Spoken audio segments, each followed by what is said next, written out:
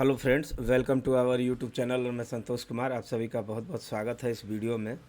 इस वीडियो में हम बात करेंगे जियो फाइनेंशियल लिमिटेड सर्विस के बारे में। देखिए दोस्तों, ये जब लिस्ट हुई है तो बुल रन में लिस्ट हुई है और उसी का इसको फ़ायदा मिला और इसने अपने बेस को जो था ब्रेकआउट किया है। और वहाँ से अगर देखें तो इसने रिटर्न तो कोई खासा अच्छा नहीं बनाया है। वही अगर आप देखें तो लिस्टिंग प्राइस से लिस्टिंग इसकी यहाँ हुई थी, वहाँ से 33% का रिटर्न इसने बना के दिया है। अब मैं इसकी एक इंटरेस्टिंग कहानी बताता हूँ आपको। यहाँ ये लिस्ट होने के बाद लोअर सर्किट, फिर अपर सर्किट में कुछ दिन चला, उसके बाद ये डाउनफॉल हो गया। यहाँ एक छोटा बेस बनाया, ब्रेकआउट किया, रीटेस्ट किया। परफेक्ट जो मैं प्राइस एक्शन मेथड पे काम करता हूँ उसी हिसाब से मैंने 225 या 30 के आसपास इसमें एंट्री बनाई थी। तो एक्चुअली ये एंट्री इसलिए बनाई थी कि जहाँ मैं काम करता हूँ ऑफिस में नितिन नाम के एक फ्रेंड थे, उन्होंने चार्टेड अकाउंटेंट कर रखा है। तो उन्होंने बोला कि आईडीएफसी बैंक और मुझे जियो फाइनेंस अच्छा लगता है। तो उस टाइम में फंडामेंटल उतने नहीं जानता था, तो मैंने कहा ठीक है ले लेता हूँ। टेक्निकल मुझे पता था प्राइज एक्शन मेथड पे, और लॉन्गर टाइम फ्रेम पे तो खैर मेरी मास्टरी है, वीकली और मंथली टाइम फ्रेम पे। अभी मैं इस मार्केट की गिरावट में मार्केट को नहीं, मैं स्विंग ट्रेडिंग के ऊपर मार्क विनर, विनी और भी बहुत से अच्छे अच्छे ट्रेडर लोग हैं, उनके सेटअप पे काम कर रहा हूँ, सीख रहा हूँ, प्रैक्टिस कर रहा हूँ, बैक टेस्टिंग कर रहा हूँ और वो अपने ट्रेडिंग में, इस ट्रेडिंग स्किल में इम्प्लीमेंट कर रहा हूँ। ठीक है दोस्तों, अब बात करते हैं जियो की। तो जियो को मैंने यहाँ बाई किया था और जब मुझे फील हुआ कि जिस हिसाब से इसके फंडामेंटल हैं, क्योंकि पी उस टाइम 4000 के आसपास था तकरीबन, और आर ओ सी का पता नहीं, रिजल्ट भी कुछ उतने अच्छे शो नहीं हो रहे थे। एक दो क्वार्टर अच्छा आया तो ये भागा। तो फिर मैंने 370-80 के पास प्रॉफिट बुक कर लिया और बाहर आ गया। उसके कुछ ही दिन बाद मैंने चार्ट देखा, वैसे तो प्राइस भी देख के पता चल जाता है। तो धीरे धीरे देखिए इसका ये टॉप बन चुका था, यहाँ पे इंडिकेट कर रहा है अगर डेली टाइम फ्रेम में आप देखें। और यहाँ अगर 20 मूविंग एवरेज भी लगा लें आप, ये में लगा लें अगर 20, तो आपको साफ इंडिकेट पता चल जाएगा। 20 से कोई शेयर नीचे आया, अगर चेकआउट करके ऊपर जाता है तो ठीक है, स्ट्रेंथ है, और नहीं तो उसका बंटाधार है। और ये धीरे धीरे सरकने लगा, आप देख सकते हैं कि ये धीरे धीरे यहाँ से नीचे सरकने लगा। अरे यार ये डिलीट क्यों नहीं। और अब इसमें जो मोस्ट इम्पोर्टेंट लेवल था उसका ये जोन था, जो मेजर सपोर्ट लेवल था अगर आप देखें तो। और ये जब तक होल्ड कर रहा था, यहाँ बार बार आके 3 बार देखिए, ये 4 बार, यहाँ आपको मैं जोन दिखाता हूँ, ये जोन, ये जोन, ये जोन, यहाँ, और फिर फाइनली इसको ब्रेक कर दिया। ब्रेक करने के बाद रिटेस्ट भी किया इसको। कोई भी शेयर अगर ब्रेकआउट या ब्रेकडाउन करता है तो नॉर्मली, अगर सिचुएशन सही, हालात सही हैं, मार्केट क्रैश नहीं है, मार्केट कैसे गिर रहा है, मध्यम मध्यम गिर रहा है। एक ही बार में 10% गिरा एक दिन और उसके बाद से बाउंस बैक करके फिर मध्यम मध्यम गिर रहा है डेली 100-200। अब तो मार्केट पूरा चौपी हो चुका है और यहाँ रिटेस्ट करके ये नीचे आ गया। अब देखिए फैक्टर क्या है कि क्यों ये शेयर नहीं चल रहा है। तो इसके लिए हमें जाना पड़ेगा आईसीओ में, और आईसीओ हम बोलते हैं किसको, स्किनर.इन को।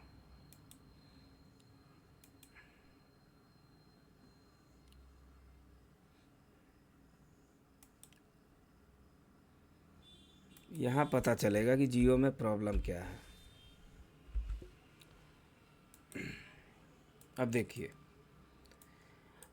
प्रॉब्लम, इसमें प्रॉब्लम ही प्रॉब्लम है। प्रॉब्लम क्या है, आरओसी आरओई का पता ही नहीं है, जो कि 15-20% नॉर्मली होता है अच्छे शेयरों में। प्राइस पी रेशियो देखिए इसका 96 के आसपास है। इसमें तो प्राइस टू सेक्टर पी और पीवी रेशियो शो नहीं कर रहा है। उसके लिए मुझे जाना पड़ेगा ग्रो में, और बाकी चीज़ें हम चर्चा करें तो यहाँ देखिए, ये इसका निगेटिव है, ये पॉजिटिव है, क्योंकि डेप्ट फ्री कंपनी है, बड़े आदमी की कंपनी है, तो डेप्ट फ्री ही रहेगी, इसमें कोई जो दो राय नहीं है। और उन्होंने इस बिज़नेस को इसलिए चालू किया ताकि अब जो है ऑयल सेक्टर में उतना ग्रोथ नहीं आएगा आने वाले टाइम में। वैसे भी जियो को, रिलायंस को डेली का 1700 करोड़ रुपए का लॉस है, क्योंकि अपना रुपया गिर रहा है और क्रूड ऑयल बाहर से आता है। तो जेन्युइन सी बात है कि अभी रिलायंस का मुनाफा जो पहले कहीं डबल होता था, वो अभी 40% के आसपास रह गया है, वो भी अब कम होते जाएगा।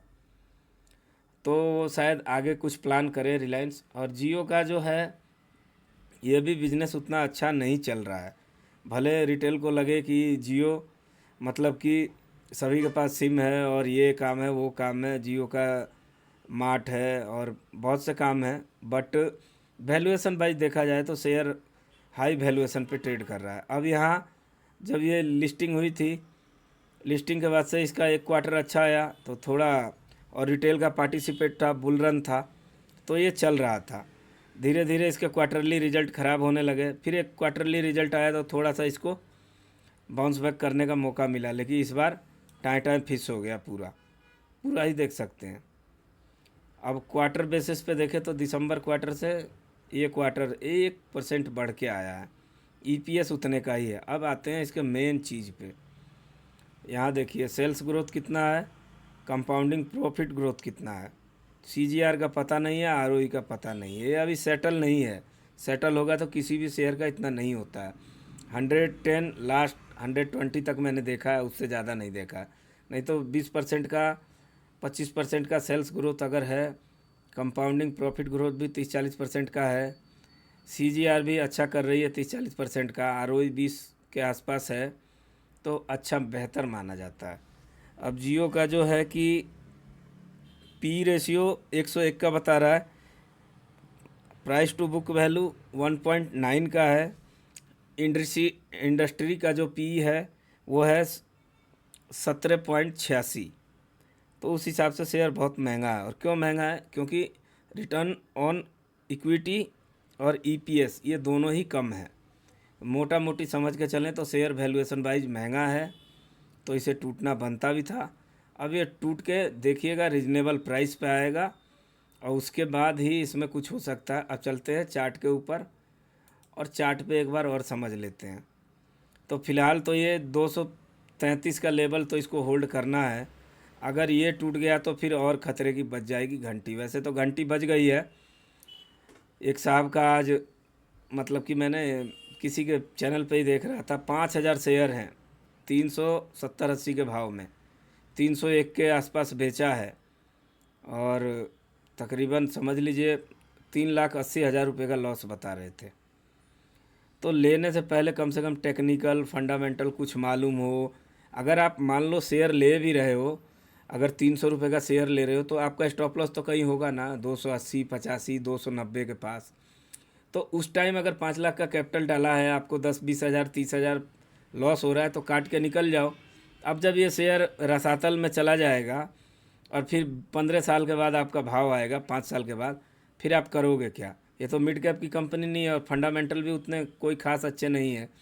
इसकी कंपनी का मार्केट कैपिटलाइजेशन ही आप देख लो कितना ज़्यादा है, तो उस हिसाब से बहुत ज़्यादा इसका जो है मार्केट कैपिटलाइजेशन है। उस हिसाब से शेयरों को चलने में बहुत मुश्किल होती है, बड़े शेयरों को। अब देखिए इसका यहाँ पे ग्रोथ देख रहे हैं कैसे कम होते जा रहा है। इस बार बढ़ा के दिसंबर में दिया है, लेकिन मज़ा नहीं है ना। शेयर वैल्यूएशन भाई बहुत महंगा है, जो भी आईपीओ आ रहे हैं सब महंगे आ रहे हैं, इसके लिए कोई भी आईपीओ नहीं चल रहा है। डीमार्ट का देखिए, आईपीओ आया और एकदम तबा तोड़ भागा। क्यों? क्योंकि मार्केट में वो शेयर का डिमांड ज़्यादा था, उसका बिजनेस मॉडल अच्छा था, वैल्यूएशन भाई सस्ता था और कंपनी ठीक ठाक अच्छा कर रही थी, इसके लिए उसको इतना अच्छा ग्रोथ मिला। अब डीमार्ट का देखिए क्या हाल हो गया, मार्केट कैपिटलाइज, एशियन पेंट का देखिए क्या हाल है, बर्जर का देखिए, इंडिगो का देखिए, उसी में अभी बिरला ग्रुप की कंपनी आ गई जो कि ग्रासिम है ही पेंट सेक्टर में। फिर बिरला की एक और कंपनी आई है, अभी हाल ही में लॉन्च हुई है, तो इस तरह से पेंट सेक्टर में देखिए पीडीलाइट का देखिए, जो शेयर ग्रोथ कर जाते हैं रिटेलर उसी में जाके फंसते हैं। तो आशा करता हूँ ये वीडियो आप लोग को इन्फॉर्मेटिव अच्छा लगा होगा। अब ऊपरी लेवल पे जो भी फंसे होंगे उनको बहुत दर्द झेलना पड़ेगा। अब यहाँ बेचे नहीं बिकाएगा ये माल, और रखे भी नहीं रखाएगा, ये ज़िंदगी भर का कलेश हो जाएगा। इसीलिए बोलते हैं कि मार्केट में 2-4 साल टाइम स्पेंड करें और सीखने पे ध्यान दें। मैं अभी कम से कम 5 बजे से चार्ट ही देख रहा था। आज मैं ऑफिस का छुट्टी है, कुछ भी काम नहीं किया है। दिन में कम से कम 1000 चार्ट देखती होंगे। क्यों? मार्केट गिर रहा है, गिरने दो। अपने सेटअप पे प्रैक्टिस करना है, चाहे स्विंग कर रहा हूँ, पोजिशनल कर रहा हूँ, कभी किसी का फंडामेंटल उठा के देख लिया कि क्यों कंपनी इतना बेहतर भागती हैं ब्रेकआउट करने के बाद, क्या उनके फंडामेंटल हैं। तो इस तरीके से आशा करता हूँ ये वीडियो आप लोग को इन्फॉर्मेटिव अच्छा लगा होगा। मिलते हैं नेक्स्ट वीडियो में। Thanks for watching this video. जय हिंद, जय भारत, वंदे मातरम दोस्तों।